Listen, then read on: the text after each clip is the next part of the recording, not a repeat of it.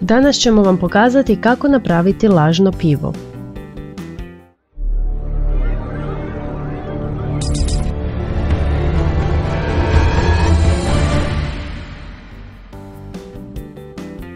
U zdjelu ulijte pola litre soka od jabuke i od te količine odvojite 5 žlica te dodajte paketić želatine. Ostavite da stoji 30 sekundi, a nakon toga smjesu stavite na 30 sekundi u mikrovalnu te uz miješanje vratite u zdjelu.